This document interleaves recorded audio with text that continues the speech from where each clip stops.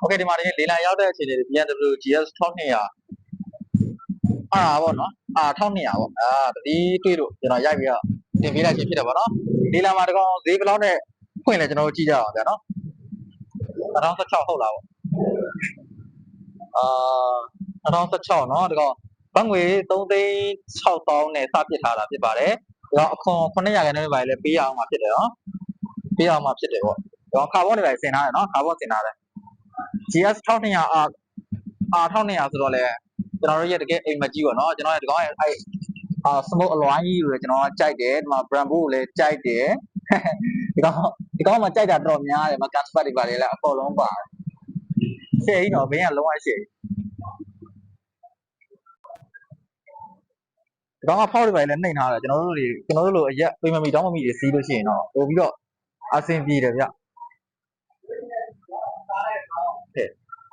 ဆက်တွေပါတော့နှုံးမကြည့်တော့ဘူးအဲ့ဆိုအားနာလို့နော်ဒီကောင်ဒီအင်ကြီးကားထွက်နေတာကြီးကိုတည့်ရတာသင်္ကေတတစ်ခုလိုဖြစ်နေတယ် DSR 1200ဒီကောင်နောက်ပြီးဒီကောင်ကကျွန်တော်တို့chain တွေပူလီဂျိုးတွေမဟုတ်ဘူးပေါ့နော်ဒါတကယ်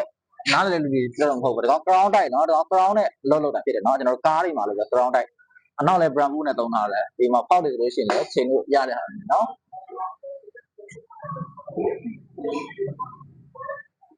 GSR 1200ဖြစ်တယ်နော် GSR 1200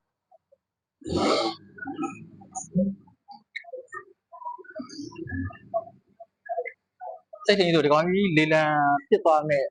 ဈေးကတော့ကျွန်တော်စိတ်ထင်ဟိုလောက်ရှိမဲ့4 သိန်းကျော်5 သိန်းနီးပါးလောက်တော့ပေးရမယ့်အနေထားရှိရနော်ဟုတ်ကဲ့2016 GS Avenger နော်โอเคတိုင်းတဲ့တော့ကျွန်တော်မြန်မာပြည်ဘောစီလမ်းဖက်ကန်လေးရတယ်နော်သိနေ Yes 1200ပါ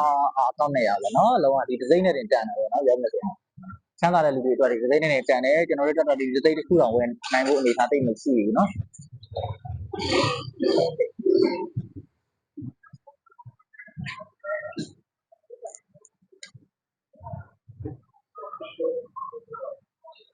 ဟုတ်ကဲ့ဒါဒီနေ့ကလေးလံရောက်တုံးလေးဒါကျွန်တော်ရိုက်ပြီးပြထားပြရတယ်နော်ဘိုးမှာဒုက္ခတီဒီစီရှိတယ်ကျွန်တော်သွားပြရိုက်ပြမယ်နော်ဒုက္ခတီဒီကောင်နောက်ဖောက်ကြီးနောက်ပိုင်းရက်တအားနှိမ့်ထားလိုက်ရရုပ်တော့နည်းနည်းစိုးရကြဒါပေမဲ့ရက်မှုတဲ့ကောင်တွေတော်တော်အဆင်ပြေတော့ဗောနော်